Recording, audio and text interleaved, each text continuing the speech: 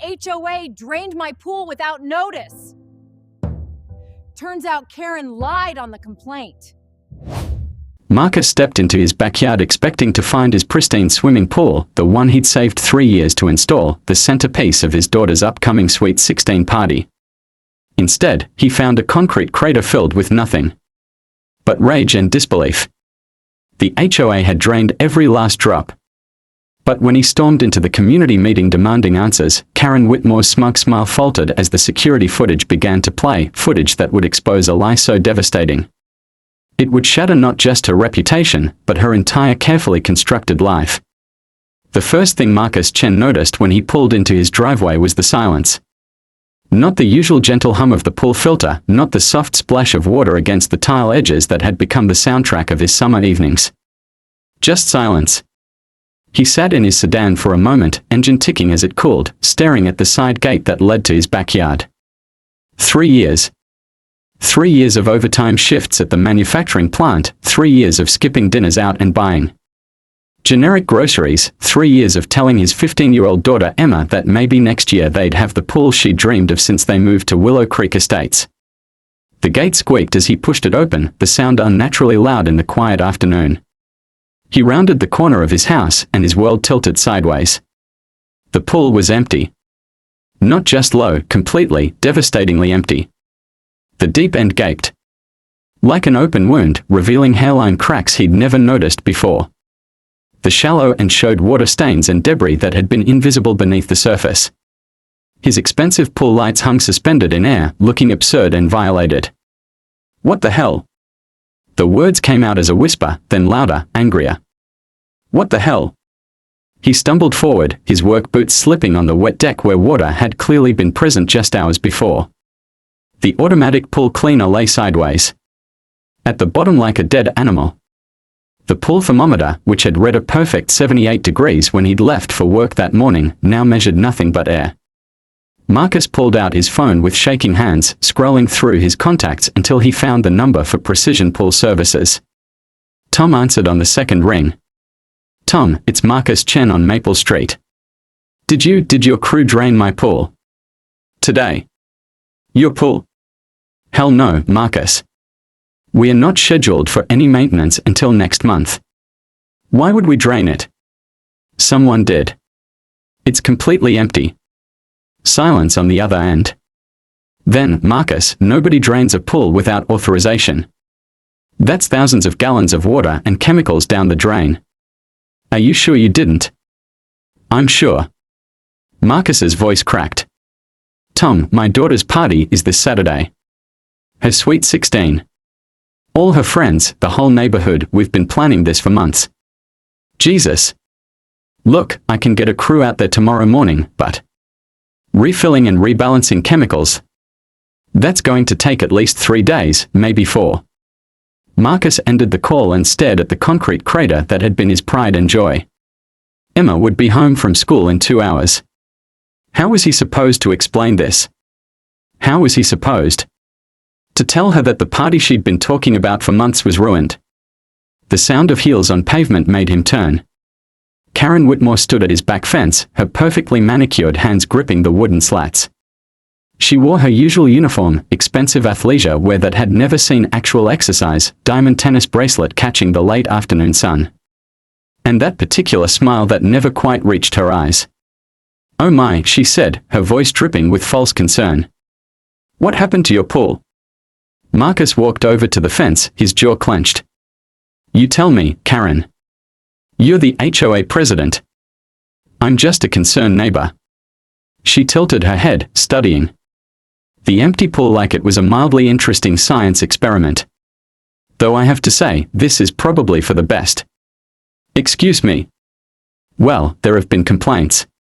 Something cold settled in Marcus's stomach. What kind of complaints? Karen's smile widened. Noise complaints. Late night swimming, loud music, parties that go past quiet hours. The HOA board received multiple reports about your pool activities disturbing the peace. That's impossible. Emma has friends over sometimes.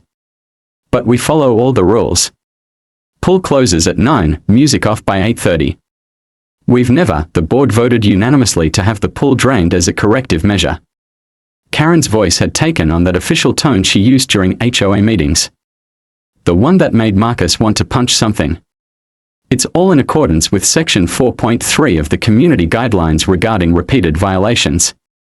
Show me the complaints. I'm sorry. Show me the complaints. I want to see them. Names, dates, specifics. Karen's smile faltered for just a moment. That information is confidential. Privacy of complainants, you understand. Privacy of complainants. Marcus's voice rose. Karen, you just cost me $4,000 in water and chemicals, ruined my daughter's birthday party, and you're talking about privacy. I understand you're upset. Marcus laughed, but there was no humor in it. My 15-year-old daughter is going to walk through that gate in less than 2 hours expecting to see her party venue, and instead she's going to see. He gestured at the empty pool. This? Because of some mysterious complaints that you can't show me. The decision has been made, Marcus. Perhaps this will encourage you to be more considerate of your neighbors in the future. She turned to leave, but Marcus's voice stopped her. Karen. I want to see those complaints. I want to see the board meeting minutes. I want to see the vote. As I said, that information is I pay HOA fees just like everyone else. I have a right to see the documentation for any action taken against my property. Karen's expression hardened. I'll have the management company send you the relevant paperwork. Good day, Marcus. She disappeared into her house, leaving Marcus alone with his empty pool and mounting rage. He pulled out his phone again, this time calling David Rodriguez. The only other person on the 5-member HOA board who'd ever seemed reasonable. David, it's Marcus Chen. Did you know about the pool draining? What pool draining? My pool. Karen says the board voted unanimously to have it drained because of noise complaints. Marcus, I don't know what you're talking about. We haven't had a board meeting in 3 weeks, and there was nothing about your pool on the agenda. The cold feeling in Marcus's stomach turned to ice. Are you sure? I'm sure. I would have voted against something like that anyway. You guys are some of the quietest neighbors we have. After hanging up, Marcus stood in the fading afternoon light, staring at his empty pool and feeling something shift inside him. Not just anger now, but something sharper, more focused. Karen had lied. She'd lied about the complaints, lied about the board vote, lied about everything. The sound of a car door slamming made him turn. Emma bounced through the gate, her backpack slung over one shoulder, her face bright with excitement. Dad. I can't believe the party's only 3 days away. Sarah's mom is making her famous chocolate cake, and Jake said is bringing his new speaker system, and she stopped mid-sentence, her eyes widening as she took in the empty pool. Dad. Where's the water?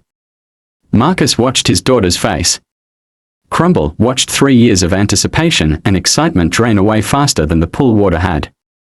Emma's hands went to her mouth, her eyes filling with tears. Sweetheart, I can explain, is the party cancelled? Her voice was small, broken. No. No, honey, I'm going to fix this. How? Dad, how are you going to fix this? Marcus looked at his daughter, then at the empty pool, then toward Karen Whitmore's house. For the first time in his life, he understood what people meant when they talked about seeing red. I'm going to find out who's responsible for this, he said quietly. And I'm going to make sure they pay for what they've done. Emma wiped her eyes with the back of her hand. The whole school is going to know. Everyone's going to know the party was cancelled because of some stupid HOA thing. The party isn't cancelled, Emma. I promise you that. That night, Marcus sat at his kitchen table with his laptop, diving into the HOA's governing documents. He read every section, every subsection, every piece of fine print. He researched California HOA law, tenant rights, and property damage liability. He printed out forms and made lists and built a case. But more than that, he made a decision. Karen Whitmore had picked the wrong neighbor to mess with. She'd hurt his daughter, destroyed his property, and lied to his face. She clearly thought she was dealing with someone who would just roll over and accept her abuse of power. She was about to learn exactly how wrong she was. At 11:47 p.m., Marcus received an email from the HOA management company. The subject line read, "Pool violation documentation, Chen residence." He opened the attachment and his blood pressure spiked. 3 complaint forms, all filed within the past month. All describing late-night pool parties, loud music, and disruptive behavior. All signed by the same person, Karen Whitmore. But as Marcus studied the documents more closely, something else caught his attention. The timestamps, the details, the specific dates and times mentioned in the complaints. His heart began to race as he cross-referenced them with his own calendar, his work schedule, his daughter's school activities. Every single incident Karen had reported, they'd been out of town. The family vacation to San Diego, 6:23 a.m. Emma's overnight school trip to Sacramento, the weekend Marcus had work. His phone was ringing. "Marcus, it's Janet from Pine Street. I just read your email. Are you telling me Karen drained your pool based on fake complaints?" "That's exactly what I'm telling you." "Jesus Christ. My daughter goes to school with Emma. This is her Sweet 16 party we are talking about, right?" Was her Sweet 16 party? Like hell it was. "I'm calling everyone I know. This is unacceptable." The calls kept coming. Neighbors he'd barely spoken to, people from streets he'd never walked down, all expressing outrage and disbelief. By 8 a.m., Marcus had received 43 calls and 67 text messages. At 8:15, his doorbell rang. He opened it to find Karen Whitmore standing on his porch, her usual composed demeanor cracking around the edges. "We need to talk," she said, pushing past him into his house without invitation. "Get out. Marcus, you're making a mistake. A very big mistake. The only mistake I made was trusting that you had any decency left in you." Karen's eyes flashed. "You think you're so clever, don't you? Sending out your little email, getting the whole neighborhood worked up. But you have no idea what you're dealing with. Enlighten me." "I've been president of this HOA for 6 years. 6 years of dealing with people like you who think the rules don't apply to them. People who think they can do whatever they want because they pay a little monthly fee." Marcus stepped closer, his voice dropping to a dangerous whisper. "People like me. What exactly does that mean, Karen?" She hesitated, realizing she'd shown her hand. "People who don't understand community standards." "Community standards. Right." Marcus pulled out his phone, opening the email attachments. "Is it community standards to file false complaints? Because according to these documents, my family threw 3 separate pool parties on nights when we weren't even home." Karen's face went pale. "Those dates might be what? Wrong. Falsified. Fraudulent. You can't prove anything." "Actually, I can." Marcus opened his laptop on the kitchen counter. "Emma's school has digital attendance records. My work has time clock logs. Our credit card statements show hotel charges in San Diego, gas station receipts on the road to Sacramento. I can prove we weren't home for every single incident you reported." Karen's composure cracked completely. "You don't understand the pressure I'm under. The board, the management company, they expect you to do your job honestly. Not to fabricate complaints because you have some personal vendetta against my family." "Vendetta? I don't have a vendetta against, then why us, Karen? Why our pool? Why my daughter's party?" Karen's mouth opened and closed like a fish. For a moment, Marcus thought she might actually tell him the truth. Then her expression hardened again. "You want to play games, Marcus? Fine. But you have no idea what I'm capable of." She turned and walked toward the door, but Marcus's voice stopped her. "Karen, I want the pool refilled by tonight, and I want a formal apology to my daughter. If you don't make this right, I'm taking this to the district attorney's office." She spun around, her face flushed with anger. "You're threatening me. I'm giving you a chance to fix this before it gets worse." Worse? You think this can get worse? Marcus, I know things about you. About your family. About your finances. Do you really want to go to war with me? The threat hung in the air like poison gas. Marcus felt his hands clench into fists. Get out of my house. This isn't over. You're right. It's not. After Karen left, Marcus sat at his kitchen table, shaking with rage and adrenaline. She just threatened him. Actually threatened him in his own home. Whatever this was about, it went deeper than HOA power trips. His phone buzzed with a text from Emma. Dad, everyone at school is talking about the pool. Sarah's mom wants to know if we need help with the party. Should I tell her it's cancelled? Marcus stared at the message, then typed back, tell her the party is still on. Your dad is fixing everything. He had no idea how, but he was going to make it happen. At 10 a.m., his doorbell rang again. This time it was David Rodriguez, looking grim. Marcus, we need to talk. I've been going through HOA records all morning. What did you find? Karen never called a board meeting. She never consulted anyone. She just called the pool company herself and ordered the draining. Can she do that? Hell no. The HOA president doesn't have unilateral authority to take action against individual properties. Everything has to go through the board. Marcus felt a surge of vindication. So she acted completely outside her authority. Worse than that. I found the real reason she did it. David pulled out a folder, spreading documents across Marcus's kitchen table. Remember when you applied for the pool permit last year? You had to submit your plans to the Architectural Review Committee. Yeah, it took 3 months to get approval. Karen voted against it. She was the only no vote. Marcus frowned. Why? Because she's been trying to get approval for her own pool renovation for 2 years. The board keeps rejecting it because her plans don't meet setback requirements. She wants to build right up to the property line. So she's been jealous of our pool this whole time. It gets worse. I found email chains between Karen and the management company.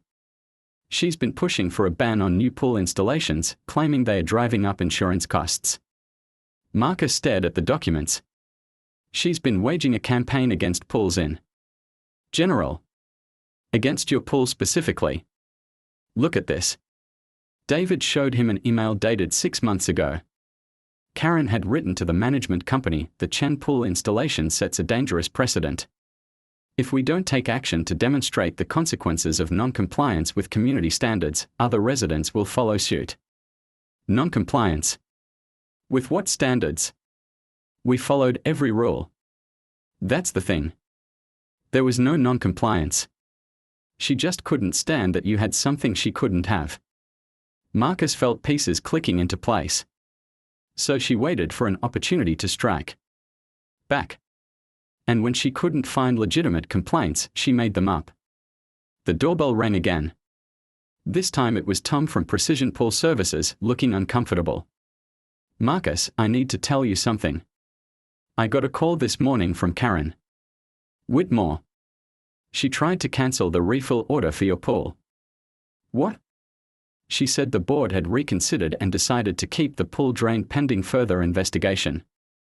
I told her she wasn't the homeowner and couldn't cancel service, but she got pretty aggressive about it. Marcus looked at David, who was shaking his head in disbelief. She's doubling down, David said. Even after being caught in the lie, she's trying to prevent you from fixing the pool. Can you still refill it today? Marcus asked Tom. Yeah, but I have to warn you, she said she'd call the water department and report unauthorized water usage.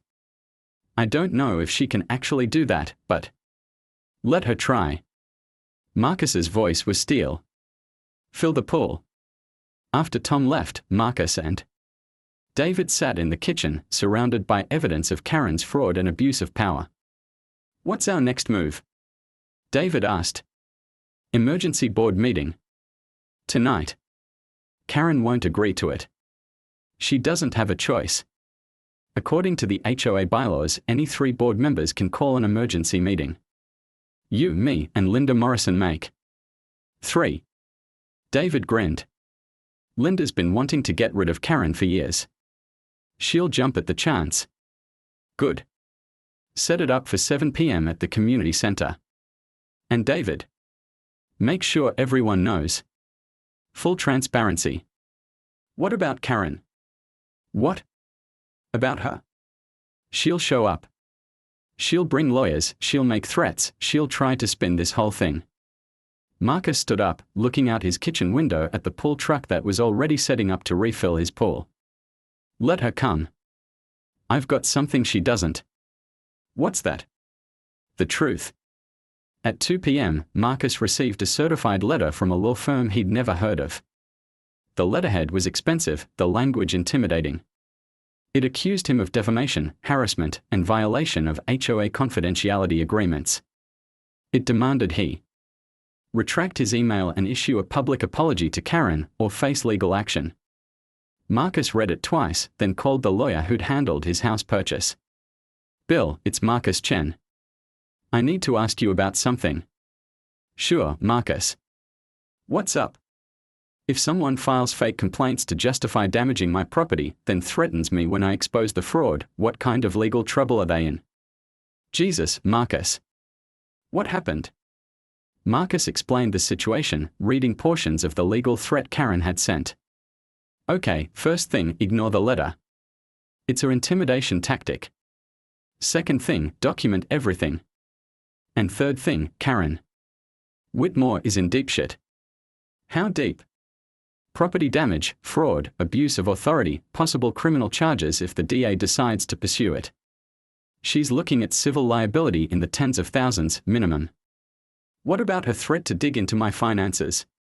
If she tries to use her HOA position to access your personal financial information for intimidation purposes, that's a whole other set of crimes. Marcus, this woman has backed herself into a corner. So what do I do? Keep doing what you're doing. Stay calm, stick to the facts, and let her keep digging her own grave. At 5 p.m., Marcus was in his backyard watching the pool slowly fill when Emma came home from school. She stood at the edge of the deck, staring at the rising water level. Dad. Is this really happening? Are we actually going to have the party? We are going to have the party, sweetheart. The Willow Creek Estates Community Center hadn't seen a crowd like this in its 15-year history. By 6:45 p.m., every chair was occupied and people lined the walls 3 deep. Marcus counted at least 80 residents, many of whom he'd never seen at an HOA meeting before. Karen arrived at exactly 7 p.m., flanked by 2 men in expensive suits. Her usual athleisure had been replaced by a severe black business suit, and her expression was granite hard. She surveyed the packed room with obvious displeasure. This is highly irregular, she announced to no one in particular. Board meetings are supposed to be orderly, civilized affairs. So is running an HOA, called out Janet from Pine Street. But apparently we can't count on that anymore. A murmur of agreement rippled through the crowd. Karen's jaw tightened. David Rodriguez stood at the front of the room, holding a thick folder. I'm calling this emergency meeting to order. The purpose is to address the unauthorized draining of the Chen family pool and the conduct of our HOA president. I object to this entire proceeding, Karen said, her voice cutting through the room. This is clearly a personal vendetta, and I won't. You'll sit down and you'll listen, interrupted Linda Morrison, the board secretary. At 73, Linda had been a teacher for 40 years and had perfected the art of classroom discipline. You've caused enough damage. One of Karen's lawyers whispered something in her ear. She remained standing. For the record, the lawyer said, my client disputes the allegations that have been made against her. She acted within her authority as HOA president to address legitimate community concerns. Marcus stood up from his seat in the front row. Legitimate concerns. Let's talk about legitimate concerns. He walked to the front of the room, carrying his own folder. The community center fell silent. 3 days ago, I came home to find my pool empty. $4,000 in water and chemicals, gone. My daughter's sweet 16 party, ruined. All because Karen Whitmore claimed there had been noise complaints. He opened his folder, pulling out the first document. Here's complaint number 1, filed on March 15th, claiming loud music and parties until midnight. He looked directly at Karen. We were in San Diego that weekend. Hotel receipts, credit card statements, Emma's school absence records, all documented proof that we weren't home. Karen's face remained impassive, but Marcus noticed her hands clenching in her lap. Complaint number 2, filed March 28th, late night swimming, disruptive behavior. Marcus held up another document. Emma was on her overnight school trip to Sacramento. I worked a double shift at the plant. Time clock records prove I was at work until 2 a.m. The crowd was murmuring now, voices rising in indignation. Karen's lawyer leaned over to whisper something to her, but she waved him off. And complaint number 3, filed April 2nd. Pool party with loud music and underage drinking. Marcus's voice rose. We were at Emma's grandmother's funeral in Fresno. The entire extended family can vouch for our whereabouts. The room erupted. People were shouting, some standing, all directing their anger at Karen. She sat perfectly still, her face a mask of controlled fury. Order. David banged his gavel. Let Marcus finish. Every single complaint was fabricated, Marcus continued. Every single one. Karen Whitmore didn't just abuse her authority, she committed fraud. She lied to justify destroying my property and traumatizing my daughter. This is all speculation, Karen's lawyer interjected. My client acted on information she received. Information she received from herself, Marcus shot back. She was the only complainant. She filed all 3 reports. She investigated herself, found herself credible, and took action based on her own lies. David stood up, opening his own folder. That's not all. I've been reviewing HOA records going back 2 years. Karen has been systematically targeting the Chen family since they applied for their pool permit. He pulled out a stack of emails. Here's an email from Karen to the management company, dated 6 months ago. The Chen pool installation sets a dangerous precedent. We need to take action to demonstrate the consequences of non-compliance. What non-compliance? Shouted someone. From the back. They followed every rule. Here's another one, David continued. Karen to the Architectural Review Committee, perhaps we should consider imposing additional restrictions on pool installations to prevent future problems. Problems? Janet stood up. What problems? The Chens have been model neighbors. David pulled out another document. And here's the real motive. Karen's own pool renovation application, rejected by the board 4 times in 2 years because her plans violate setback requirements. The room fell silent as the implications sank in. She was jealous, Linda Morrison said quietly. She couldn't have her pool, so she destroyed theirs. Karen finally stood up, her composure cracking. That's ridiculous. I was trying to maintain property values and community standards by lying. Marcus stepped toward her. By filing false reports. By threatening me in my own home. I never threatened you. You said you knew things about my family, about my finances. You said I had no idea what you were capable of. Karen's lawyer stood up quickly. My client will not be answering any more questions without, sit down, Linda snapped. This isn't a courtroom, it's a community meeting. And this community deserves answers. Marcus pulled out his phone, opening the voice recorder app. Actually, I have answers. Karen, you called me this morning at 11:30. I recorded the conversation. Karen's face went white. You can't, I can in California. One-party consent state. Marcus pressed play. Karen's voice filled the room. You think you're so smart, don't you? But you have no idea what I'm capable of. I know things about you, about your family, about your finances. Do you really want to go to war with me? The recording ended in dead silence. Then the room exploded.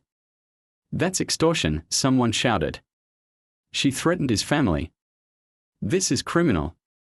Karen's lawyers were both talking at once, trying to control the damage, but it was too late. The community had heard everything. "I want a vote," called out Mrs. Peterson from Oak Street. "I want Karen Whitmore removed as HOA president immediately." "Seconded," came voices from around the room. David banged his gavel. "All in favor of removing Karen Whitmore as HOA president." Hands shot up around the room. Marcus counted at least 70. "All opposed?" Karen's hand was the only one raised. Even her lawyers kept their hands down. The motion passes overwhelmingly. Karen Whitmore is hereby removed as HOA president. Karen stood up, her face flushed with rage and humiliation. "This is illegal." "You can't just—" "Actually, we can," Linda said, consulting the HOA bylaws. Section 8.4 allows for immediate removal of officers for gross misconduct or breach of fiduciary duty. You've done both. You haven't heard the last of this, Karen snarled. "I'll sue every one of you for defamation, harassment." "Good luck with that," Marcus said quietly.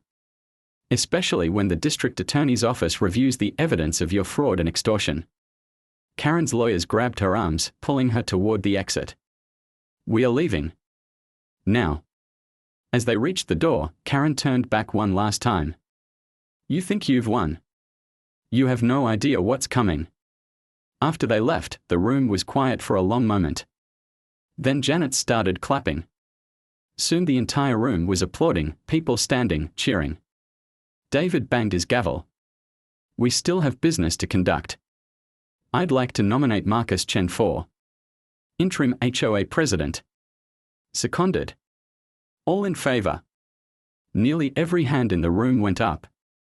"Congratulations, Marcus. You're the new president." Marcus felt overwhelmed. I don't know what to say." "Say you'll do a better job than the last one," someone called out. "That's a pretty low bar," Marcus replied, getting a laugh from the crowd. As the meeting wound down, neighbors approached Marcus one by one, shaking his hand, offering congratulations, sharing their own stories of Karen's petty tyrannies over the years. "She tried to fine me for having the wrong color mailbox," one man said. "She reported my kids to the county for playing in the street," added another. "She's been a nightmare for years," Janet told him.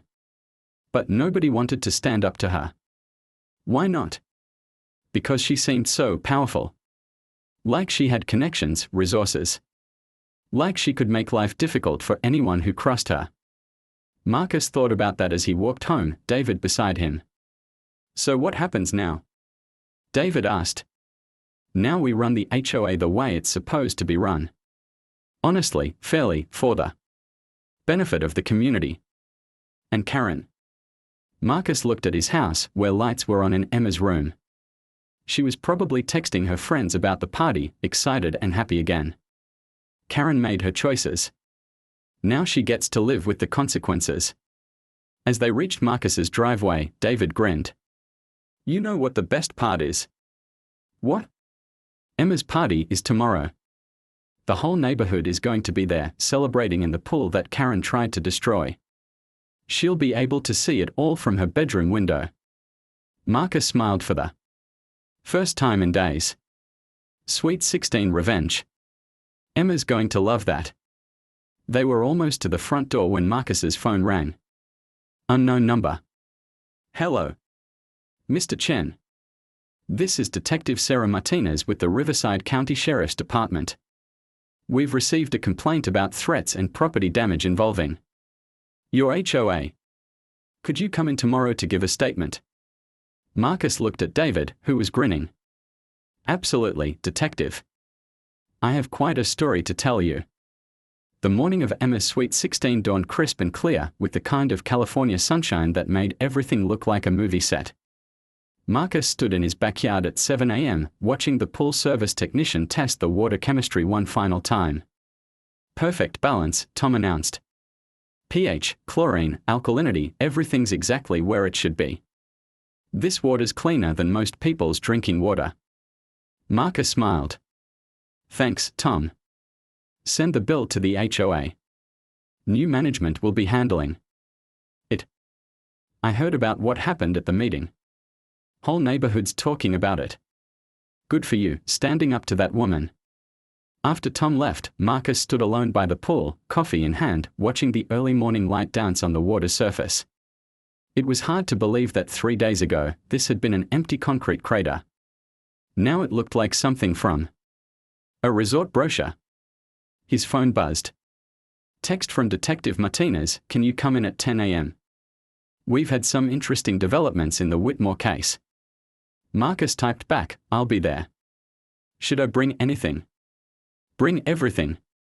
Documents, recordings, correspondence. We are opening a formal investigation." At 9:30, Marcus knocked on Emma's bedroom door. "Sweetheart, I have to run an errand. I'll be back by noon to help with party setup." "Dad." Emma's voice was muffled by her pillow. "Is everything really going to be okay?" "Everything's going to be perfect. Better than perfect. What if she tries to ruin it again?" Marcus thought about Karen's increasingly desperate behavior, her threats, her obvious unraveling. "She can't hurt us anymore, Emma. That part's over." The Riverside County Sheriff's Station was a modern building that smelled like industrial coffee and disinfectant. Detective Martinez turned out to be a sharp-eyed woman in her 40s who looked like she'd seen everything twice. "Mr. Chen, thank you for coming in. Let's start with the complaint that brought this to our attention." She pulled out a folder. "At 11:47 p.m. last night, Karen Whitmore called 911 claiming you had threatened her, damaged her property, and were stalking her family." Marcus almost laughed. "She called the police on me." "She did. Said you were a dangerous individual who had been harassing her for months. She claimed you had broken into her house, vandalized her car, and threatened to kill her." "None of that is true." "Oh no. We pulled her phone records, checked with her neighbors, ran your background. Mrs. Whitmore appears to have fabricated the entire story." Detective Martinez leaned forward. "The thing is, when someone files a false police report that detailed, we take a closer look at their other activities." She opened another folder. "Tell me about the pool situation." Marcus laid out the entire story, starting with coming home to the empty pool and ending with the previous night's board meeting. He provided copies of the fabricated complaints, the work schedules proving they weren't home, the recorded phone conversation, and David's documentation of Karen's abuse of authority. Detective Martinez listened without interruption, taking notes and studying the documents. "This is extensive," she said finally. "Fraud, property damage, extortion, abuse of power, filing false police reports. Mrs. Whitmore has been busy. What happens next?" "We are issuing a warrant for her arrest. Fraud over $10,000 is a felony in California. The extortion charge is another felony. She's looking at serious prison time." Marcus felt a mixture of satisfaction and sadness. "I never wanted to destroy her life. I just wanted her to leave my family alone. Mr. Chen, she destroyed her own life. You just documented it." As Marcus drove home, his phone rang. David Rodriguez. "Marcus, you need to get back here. Now." "What's wrong?" "Karen's at your house. She's in your backyard." Marcus's blood went cold. "Emma's home alone. I'll be there in 5 minutes. I'm already here. So are half a dozen neighbors. She's not going anywhere." Marcus broke several speed limits getting home. He found a crowd gathered in his driveway, including David, Janet, Linda Morrison, and several neighbors he didn't recognize. Everyone was staring toward his backyard. "Where is she?" "Pool deck," David said grimly. "She's been there for 20 minutes, just standing by the water." Marcus pushed through the gate and found Karen Whitmore standing at the edge of his pool, still wearing the same black suit from the night before. It was wrinkled now, stained with something that might have been wine or coffee. Her perfectly styled hair hung limp around her face. "Karen." She turned slowly, and Marcus was shocked by what he saw. Her eyes were red-rimmed and wild, her makeup smeared. She looked like she hadn't slept. "You did this," she said quietly. "You destroyed everything. I documented what you did. There's a difference. 20 years. 20 years I've lived in this neighborhood. 20 years I've kept property values up, maintained standards, made sure people followed the rules. By lying and bullying and abusing your power. By doing what needed to be done. Her voice cracked. Do you have any idea how hard it is to keep a community like this together? How much work, how much sacrifice? Marcus kept his distance, acutely aware that Emma was somewhere in the house. Is that what you call it? Sacrifice? You think it's easy being the person everyone complains to? Everyone blames. Everyone hates. Tears were streaming down her face now. I gave everything to this place. Everything. And you destroyed it all because you couldn't handle a little inconvenience. A little inconvenience. Karen, you drained my pool and lied about why. You traumatized my daughter and threatened my family. Your daughter. Karen's laugh was bitter and broken. Your perfect daughter with her perfect party and her perfect pool. Do you know what my daughter thinks of me? Marcus said nothing. She hasn't spoken to me in 3 years. 3 years because she says I'm a controlling monster who ruins everything I touch. She won't let me see my grandchildren because she doesn't want them to grow up like she did. Karen, so yes, I was jealous of your pool. Yes, I was jealous. Of your perfect family and your sweet 16 parties and your daughter who actually wants to be around you. And yes, I made a mistake. She wiped her face with the back of her hand, smearing her makeup further. But you didn't have to destroy me. You could have just talked to me. Asked me to fix it.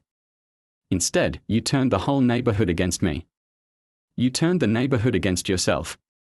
I just gave them the truth. The truth. Karen stared at the pool water. The truth is I'm a lonely, bitter woman who takes out her frustrations on other people because her own life is empty and miserable. Is that what you wanted to hear? Before Marcus could respond, car doors slammed in the driveway. Through the gate, he could see 2 uniformed deputies walking toward the house. Mrs. Whitmore, one of them called. We need to speak with you. Karen looked at Marcus one last time. I hope you're happy. I'm not happy about any of this, Karen. I'm just relieved it's over. As the deputies led Karen away in handcuffs, the gathered neighbors began to disperse. Marcus stood alone by his pool, feeling oddly hollow despite his victory. Emma appeared at the back door, still in her pajamas. Dad. Was that Mrs. Whitmore getting arrested? Yeah, sweetheart. It was. Good. She hurt us for no reason. Marcus looked at his daughter, so young and certain in her sense of justice. She had reasons, Emma. They were terrible reasons, but she had them. Are you feeling sorry for her? Marcus thought about Karen's broken confession, her obvious pain, the wreckage of her relationships. A little, yeah. Dad, she tried to ruin my party out of jealousy. She lied and stole and threatened us. Why would you feel sorry for her? Because hurt people, sweetheart. That doesn't excuse what she did, but it explains it. Emma considered this. So what happens now? Now we focus on your party.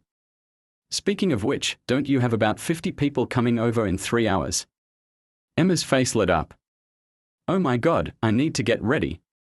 She ran back into the house, leaving Marcus alone with his thoughts. His phone buzzed with text messages from neighbors offering last-minute help with the party. Janet was bringing extra chairs. The Johnsons were setting up their professional sound system. Mrs. Peterson had made custom decorations. By 2 p.m., Marcus's backyard was transformed. String lights hung between the trees, tables groaned under the weight of food contributions. And the pool area looked like something from a magazine. The whole neighborhood had come together to make Emma's party extraordinary. Emma emerged from the house in a flowing blue dress that made her look older than 16. Her friends started arriving, followed by their parents, followed by neighbors who'd never been to a Chen family gathering before. Mr. Chen, one of Emma's friends, said, "This is incredible. It's like a resort." Marcus watched his daughter laugh with her friends, watched neighbors mingle and share stories, watched the community that had rallied around his family enjoy the fruits of their solidarity. As the sun set and the party moved into full swing, Marcus found himself standing by the pool with David Rodriguez, both of them holding beers and watching the celebration. "You know what the crazy thing is?" David said. "This is the best neighborhood party we've ever had. Karen spent 6 years trying to control everything, and it took her getting arrested for us to actually come together. Maybe that's her real legacy. Bringing the community closer by showing us what we don't want to be. That's generous of you." Marcus watched Emma blow out her candles on a cake that was somehow even more elaborate. Part 5, the IPPLES. 3 months later, Marcus stood in the same community center where Karen Whitmore had been stripped of her power, but the atmosphere couldn't have been more different. Sunlight streamed through the windows, coffee and pastries sat on tables around the room, and neighbors chatted in small groups like old friends. "The Henderson property renovation looks great," Linda Morrison was saying to David Rodriguez. "Much better than when Karen was blocking every improvement for architectural consistency." Speaking of improvements, Janet added, "The new playground equipment should be installed next week. Can you believe we got it approved in one meeting? Karen would have had us forming committees to study the committee that studies playground committees." Marcus smiled as he called the monthly HOA meeting to order. These gatherings had become something he actually looked forward to, collaborative sessions where neighbors solved problems together instead of being lectured about violations. First item, Marcus announced, the community garden proposal. "Mrs. Peterson, would you like to present?" The elderly woman who'd once been terrified of Karen's wrath now stood confidently before the group. "We've identified the empty lot on Pine Street as perfect for raised beds. 15 families have already signed up, and the city has approved our water access request. Any objections?" Marcus asked. Silence. 3 months ago, this would have required months of bureaucratic maneuvering under Karen's regime. Motion approved. "Mrs. Peterson, congratulations on our first community garden." The meeting continued with similar efficiency. Street repairs approved. Holiday decoration committee formed. New resident orientation scheduled. Everything that used to take months now took minutes. As neighbors filed out afterward, David approached Marcus. "You look tired, man. Everything okay?" Marcus gathered his papers slowly. "Got a call from Detective Martinez yesterday. Karen's sentencing hearing is next week. Finally.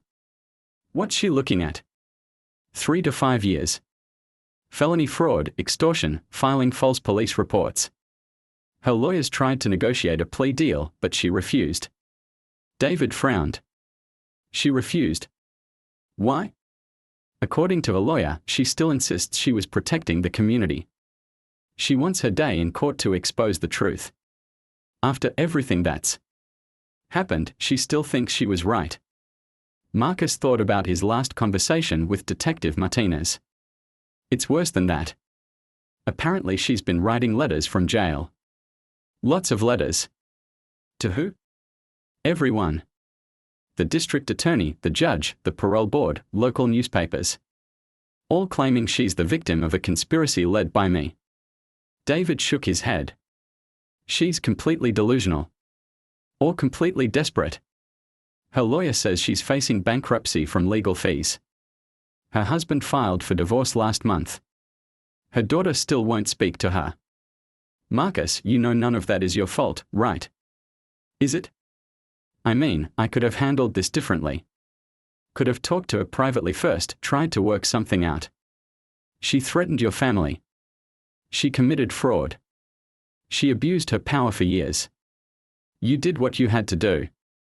Marcus locked up the community center, walking with David toward the parking lot. I know. But knowing and feeling are different things. You still feel guilty. I feel responsible. Like I started something that got bigger than I intended. You started something that needed to be started. The neighborhood is better now. People are happier. We actually function like a community instead of a dictatorship. As they reached their cars, Marcus's phone buzzed. Text from Emma, Dad, check your email. You're going to want to see this. Marcus opened his email app, finding a message from an address he didn't recognize, truthaboutchen@protonmail.com. The subject line read, The Real Story of Willow Creek Estates. David, look at this. They read the email together to the residents of Willow Creek Estates. You think you know what happened with the Chen pool incident, but you've been deceived.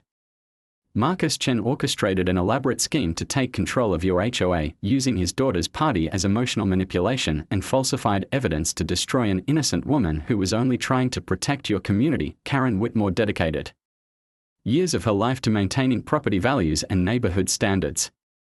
She was removed from office based on fabricated recordings and doctored documents created by Chen and his accomplices. The truth will come out at the sentencing hearing next week.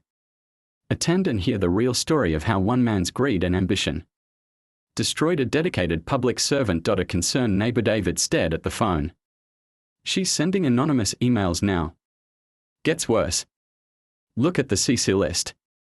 Marcus scrolled down, finding every resident email address in the HOA database. She sent this to everyone. His phone immediately started ringing. Janet from Pine Street. Marcus, please tell me you saw that insane email. I saw it. Who the hell does she think she's fooling? We were all there. We heard the recordings ourselves. No, Janet. Just ignore it. Ignore it. Marcus, she's calling you a criminal mastermind. She's saying you falsified evidence. More calls came in.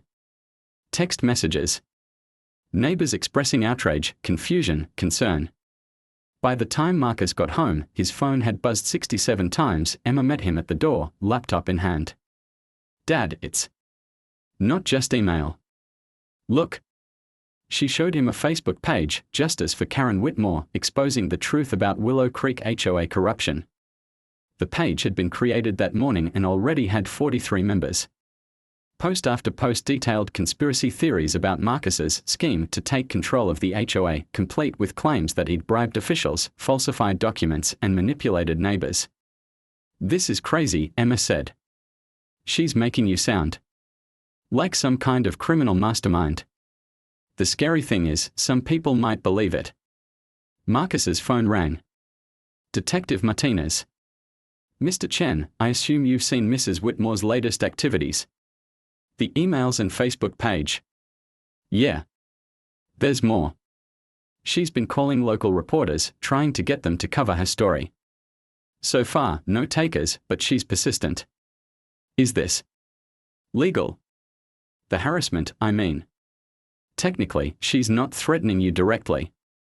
She's making public statements about what she claims are public events. It's borderline, but probably protected speech. So there's nothing we can do. Actually, there is. Her sentencing hearing is next Tuesday. If you want to give a victim impact statement, now would be the time. Marcus had been dreading this possibility. What would that involve? You'd stand up in court and tell the judge how her actions affected you and your family. It's completely voluntary, but judges do consider victim impact when determining sentences. After hanging up, Marcus sat in his kitchen, staring at his laptop screen. Karen's Facebook page had grown to 67 members in the past hour. The conspiracy theories were getting more elaborate, the claims more outrageous. Emma sat down beside him. Dad, you have to do something. She's trying to rewrite history. What am I supposed to do? Get into a social media war with someone who's already facing prison time? You could speak at her sentencing. Tell the judge what really happened. Marcus closed the laptop. Emma, the judge already knows what happened. The evidence is overwhelming. My testimony isn't going to change her sentence. It's not about changing her sentence. It's about making sure the truth is on the record. The truth is already on the record. Is it?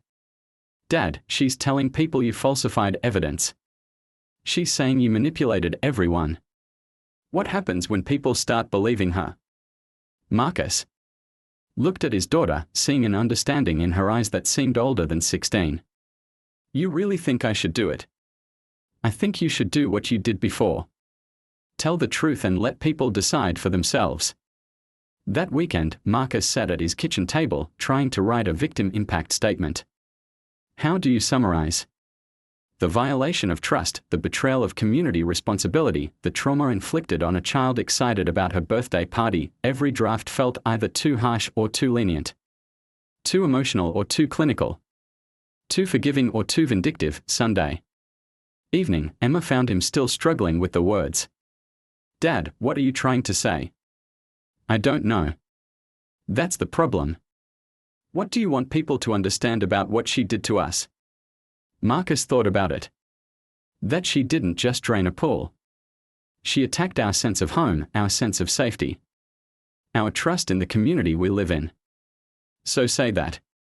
It's not that simple. Why not? Marcus stared at the blank document on his laptop screen. Because I also want them to understand that she's a human being who made terrible choices, not a monster. And I want them to know that we are not looking for revenge, just closure. Dad. Yeah. Maybe that's exactly what you should say. Tuesday morning, Marcus stood outside the Riverside County Courthouse, wearing his best suit and carrying a single sheet of paper. Emma had wanted to come, but Marcus had insisted she stay in school. Some things a parent had to do alone. The courtroom was smaller than he'd expected, filled mostly with legal professionals and a few observers. Karen sat at the defendant's table wearing an orange jumpsuit, her hair pulled back severely. She looked thin, older, diminished. When Judge Patricia Williams called for victim impact statements, Marcus stood on unsteady legs. "Your Honor, my name is Marcus Chen, and I was the victim of Ms. Whitmore's fraud and extortion." He looked at his prepared statement, then folded it and put it in his pocket. 3 months ago, I came home to find my swimming pool empty. My daughter's 16th birthday.